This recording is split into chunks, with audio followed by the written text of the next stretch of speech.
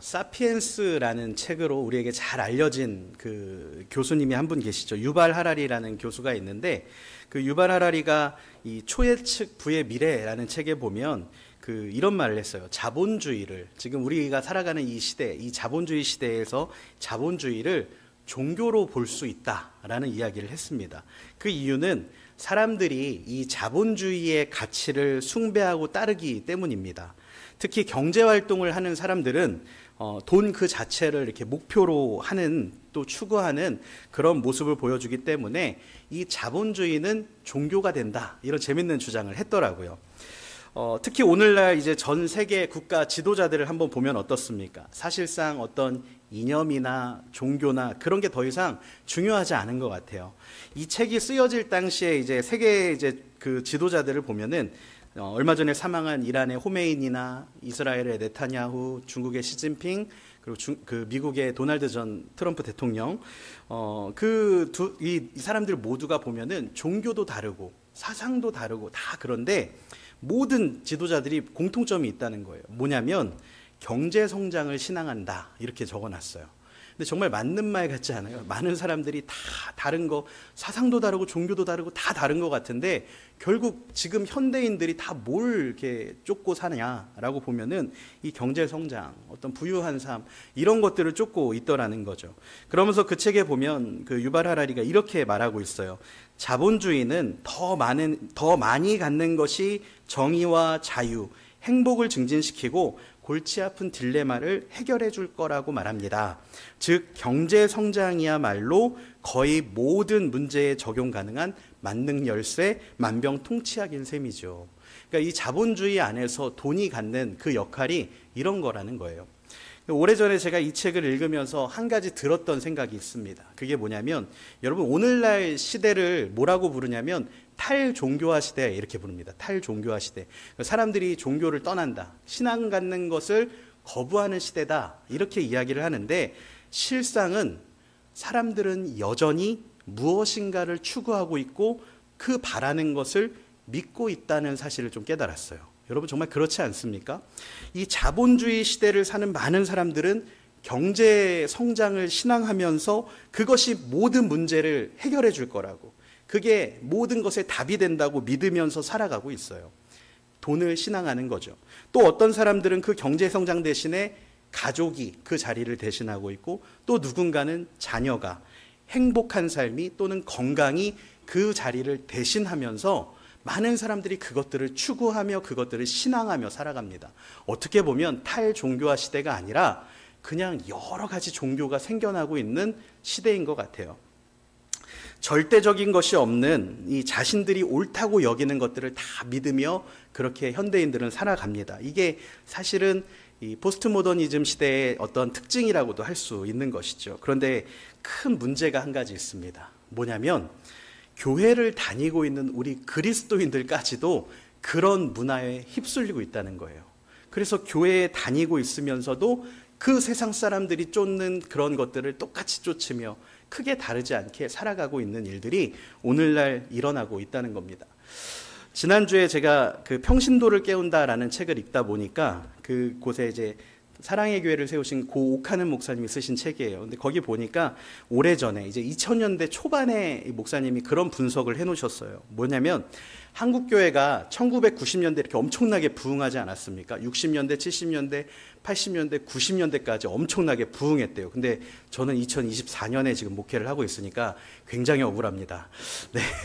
그런데 그 90년대까지 이렇게 한국교회가 엄청나게 부흥을 했는데 그 이유가 뭔가 하니까 교회가 추구하는 그 부흥주의와 그 당시 우리나라 사회가 엄청나게 열망했던 성장주의가 같이 맞아떨어진 거예요. 그러면서 그게 좋은 효과를 내서 그 기존 한국 사회에 존재하고 있던 무속적 신앙인들을 교회가 흡수했다, 이런 말을 합니다. 그렇게 되니까 교회가 갑자기 부흥을 하게 된 거예요. 그렇게 양적으로 빠른 성장을 이루었지만, 그런데 문제는 그 안에서 부작용들이 생겨나기 시작합니다. 다 사회나 교회나 성장을 추구하며 그것이 절대적인 신앙이 되어버렸던 거죠. 그 결과가 한국교회의 성장이 멈추는 것으로 나타나게 되었고, 또 많은 가짜 그리스도인들을 생산하는 그런 일들로 나타나게 된 겁니다. 한국 교회가 꼭 지켜야 하는 본질적인 가치를 타협해버렸고 세상이 추구하는 성장에 집중했을 때 그런 부작용이 일어났다. 이렇게 설명을 하고 있어요. 여러분, 교회 다니는 많은 분들이 오직 믿음으로 구원을 받는다. 그런 이야기를 많이 들어보셨을 겁니다. 들어보셨죠? 믿음으로 구원받습니다. 믿으면 천국 갑니다. 그런 말씀 많이 들어보셨을 거예요. 우리는 정말로 이게 맞는 말이에요. 우리가 어떤 선한 일을 하고 좋은 도덕적 행위를 한다고 해서 우리가 구원을 얻는 게 아니라 우리는 다 믿음으로 구원을 얻습니다. 그런데 여기서 믿어서 구원을 받는다라고 할 때 정말 중요한 게 있어요. 뭐냐면 무엇을 믿느냐는 거예요. 우리가 무엇을 믿느냐. 앞서서 설명드린 것처럼 한국교회가 빠르게 부흥할 때 교회가 그 빠른 성장을 추구하면서 믿으면 구원을 얻는다라는 메시지를 엄청나게 많이 선포를 했어요. 하지만 정작 그 믿음의 내용과 우리가 어떻게 믿음 생활을 해야 하는지에 대해서는 정확하게 선포를 하지 못한 겁니다. 그 결과가 어떻게 나타납니까? 그리스도인들이 교회를 다니면서도 비그리스도인들과 별로 다를 것 없이 부자가 되는 것, 좋은 직장 갖는 것, 평탄한 인생, 자녀들의 성공, 이런 것들을 그리스도인이 인생의 최고 가치로 놓고 살아가는 일들이 일어나게 됐다는 거예요. 여러분, 오해하시면 안 돼요. 제가 지금 교회 다니면서 교회 다니는 사람들은 다 가난해야 되고 고난 속에 살아야 되고 자녀 성공은 꿈도 꾸지 말아야 되고 제가 그런 말씀 드리는 거 절대로 아닙니다. 여러분, 저도 그랬으면 좋겠고 여기 계신 모든 분들이 다 그런 은혜들을 누리셨으면 좋겠습니다. 네, 하지만 여러분, 여기서 너무 아멘을 잘하시네요.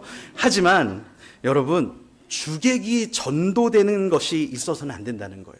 그런 부수적인 것들이 주객 전도되어서 우리의 믿음의 대상이 되고 우리 신앙생활의 목적지가 되어버리면 안 된다는 겁니다. 왜냐하면 그렇게 주객이 전도돼 버리면 그때부터 그 잘못된 목표들이 들어와서 우리의 신앙을 약화시키고 교회들을 병들게 하는 그런 안타까운 일을 일으키기 때문에 그렇습니다. 옛날에요, 여러분, 한 교회를 섬기는 이 담임 목사님과 2명의 전도사님이 있었다 해요. 그런데 이분들이 새해를 맞이해서 우리 기도하러 가자. 이제 새해니까 우리가 기도로 시작하자 하면서 기도원에 가게 된 거죠. 새해 사역을 놓고 열심히 세 사람이 기도를 하는데 갑자기 하늘에서 음성이 들리더래요. 하나님이 말씀하시는 거예요. 얘들아, 항상 교회를 위해 힘쓰느라 고생이 많다. 너희들의 소원을 하나씩 들어주고 싶으니까 원하는 것을 한 가지씩 말해보거라. 이렇게 이야기를 했대요. 목사님이 곰곰이 생각을 하고 있는데 야망이 가득했던 한 전도사님이 먼저 선수를 칩니다. 하나님, 저는 우리나라에서 가장 큰 교회에 잘 나가는 전도사가 되고 싶습니다. 펑 하면서 없어졌어요. 그러자 그 눈치를 보고 있던 다른 한 전도사님도 소리를 칩니다. 제가 졸업한 학교 유명한 교수님이 되고 싶습니다 라고 말하는 순간 또 펑 하면서 그 전도사님도 사라졌어요. 이제 목사님만 이제 남겨졌는데 목사님이 굉장히 당황해하면서 이렇게 하나님께 말씀드렸다 해요. 주님, 돌아오는 주일에 저 2사람이 없으면 큰일 납니다. 2 전도사를 다시 불러주세요. 펑. 거의 다 성공했다가 완전히 실패해버린 그런 전도사님들의 안타까운 이야기입니다. 사랑하는 여러분, 우리 믿는 사람들에게 있어서 정말로 중요한 게 있다면 무엇일까요? 우리에게 정말로 중요한 게 있다면 무조건 믿고 내가 원하는 대로 되는 것, 내가 원하는 대로 되는 것을 믿는 것, 그것이 아니라 여러분, 무엇을 믿는가 하는 그 믿음의 내용, 그것을 먼저 확실하게 하는 것이 중요하지 않겠습니까? 내가 무엇을 믿어야 하고 어떻게 믿어야 하는가, 그 믿음의 내용을 확실하게 하는 것이 여러분, 그냥 믿는 것 전에 우리가 반드시 해야 하는 것인 줄 믿습니다. 그런데 오늘 본문 6절 말씀에 보니까 그 답이 나와 있어요. 우리 함께 본문 6절 말씀을 같이 한번 읽어보도록 하겠습니다. 6절입니다. 믿음이 없이는 하나님을 기쁘시게 하지 못하나니 하나님께 나아가는 자는 반드시 그가 계신 것과 또한 그가 자기를 찾는 자들에게 상 주시는 이심을 믿어야 할지니라. 아멘. 여기 보시면 여러분, 우리가 믿어야 하는 게 첫 번째로 뭡니까? 첫 번째는 하나님이 계신 것을 믿어야 한다라고 말씀해요. 하나님이 계신 것. 우리 그리스도인들에게 있어서 하나님이 계신 것을 믿는 것은 여러분 당연한 일로 느껴지지 않으세요? 여기 계신 분들 중에 하나님 계신 거 안 믿는 분이 과연 계실까요? 만약에 지금 여러분 한번 상상해 보세요. 여기 주일 예배에 다 이렇게 나와 계시는데 옆에 분을 만나서 이렇게 이야기를 하는 거예요.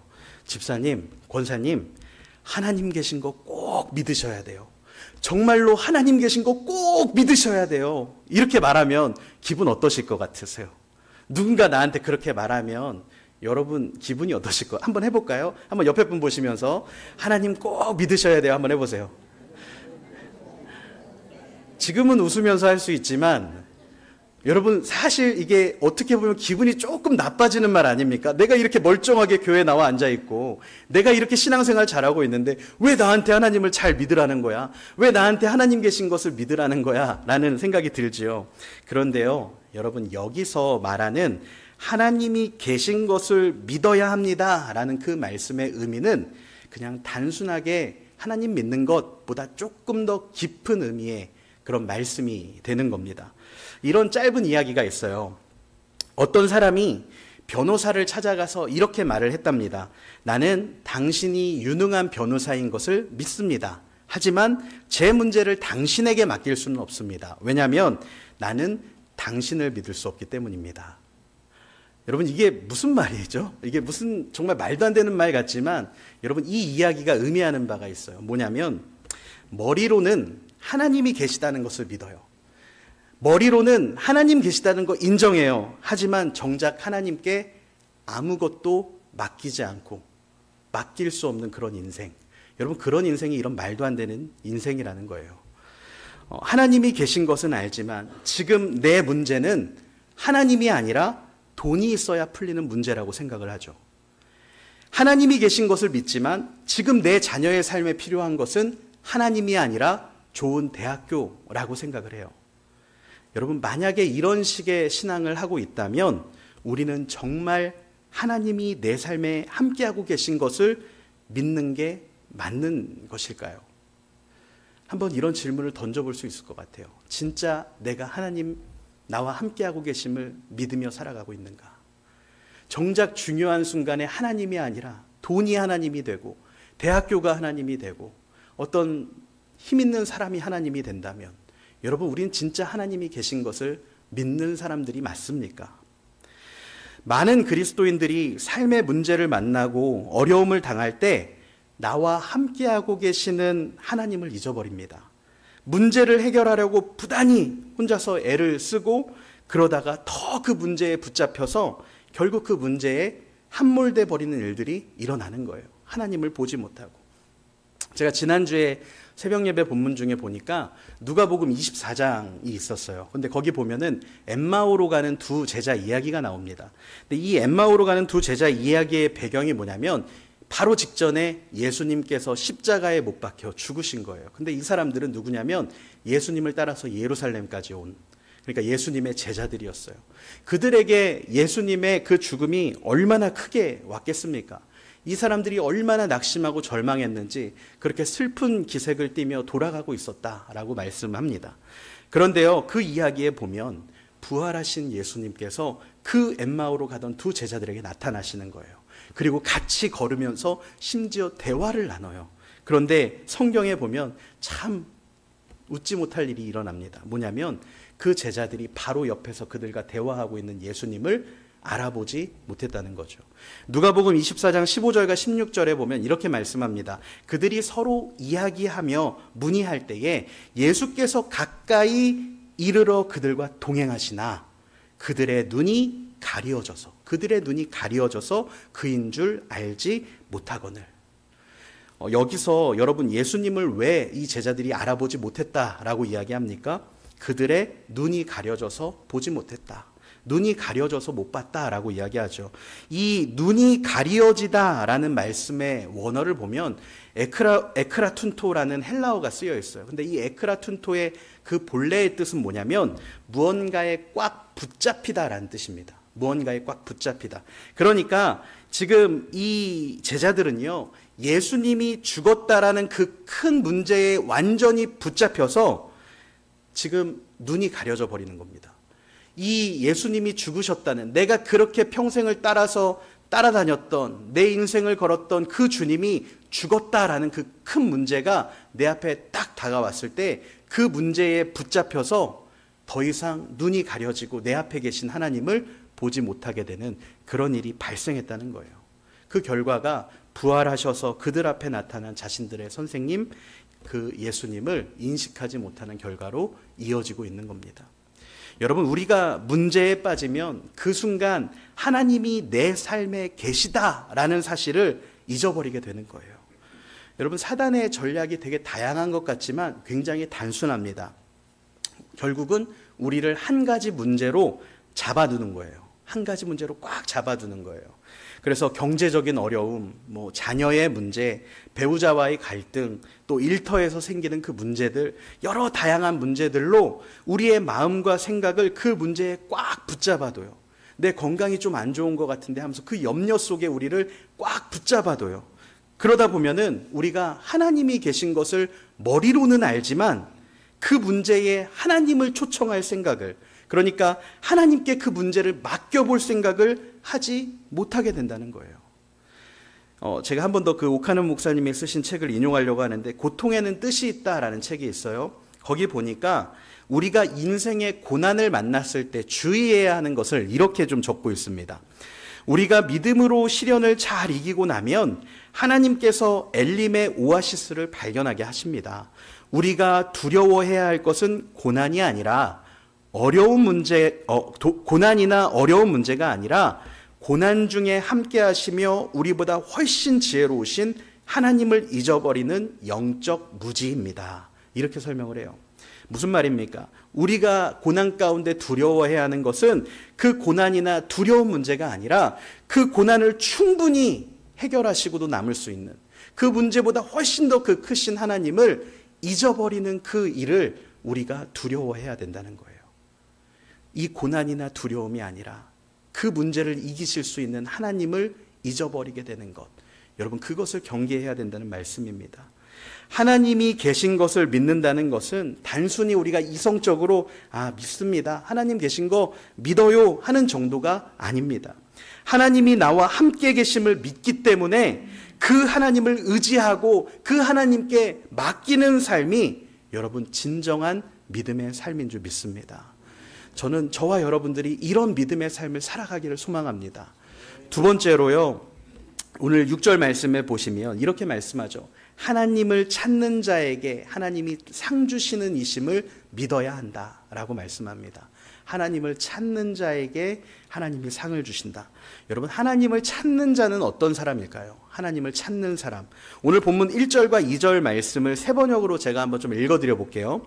믿음은 바라는 것들의 확신이요 보이지 않는 것들의 증거입니다. 선조들은 이 믿음으로 살았기 때문에 훌륭한 사람으로 증언되었습니다. 이렇게 말씀해요. 믿음은 바라는 것들의 확신이요 보이지 않는 것들의 증거가 됩니다. 또 오늘날 많은 사람들이요, 여러분, 이 기독교에 대해서 오해하는 것이 한 가지가 있어요. 뭐냐면 우리가 모든 것을 이해해야 한다고 생각을 하는 거예요. 기독교에 대해서 생각을 할 때 우리가 이해해야 믿을 수 있다고 생각을 하는 거죠.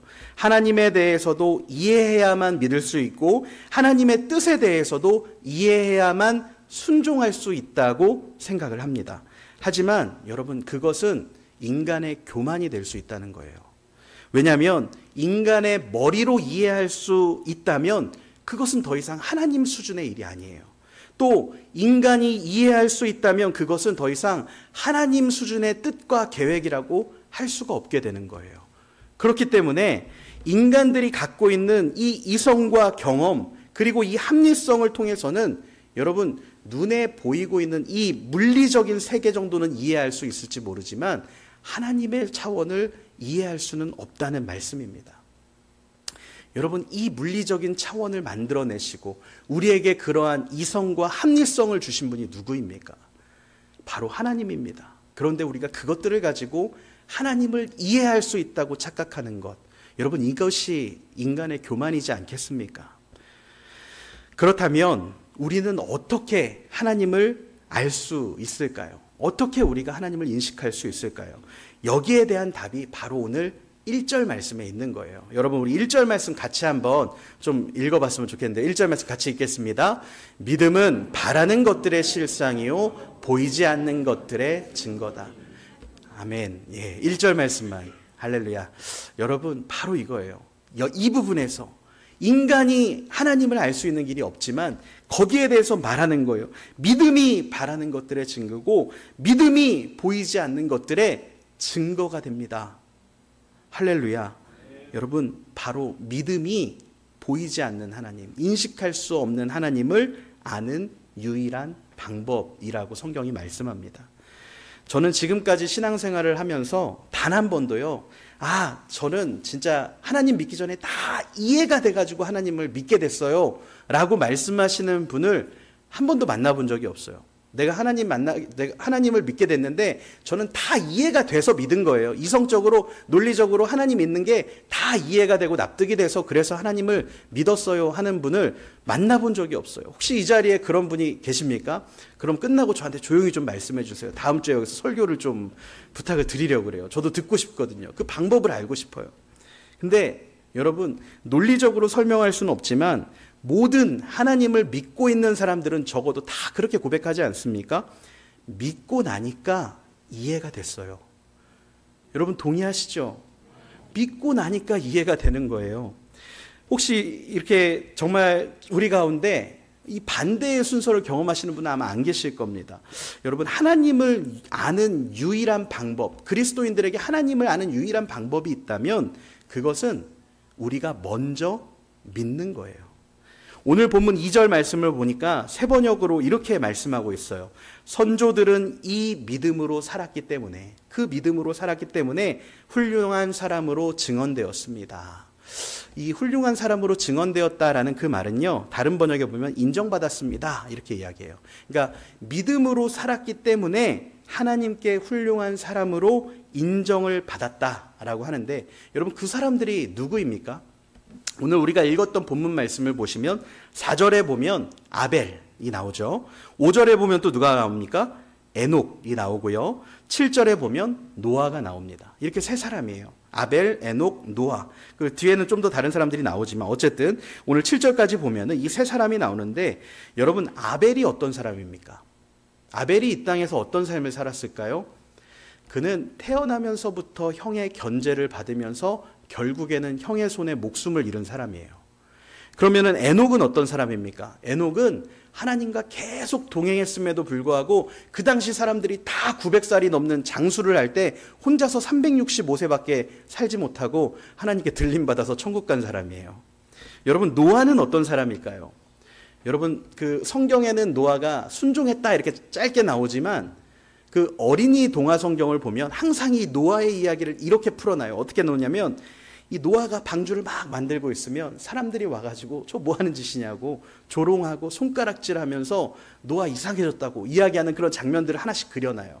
근데 여러분 우리가 상상을 해보면 충분히 가능한 이야기 아니겠습니까? 노아가 진짜 어떻게 살았을까요?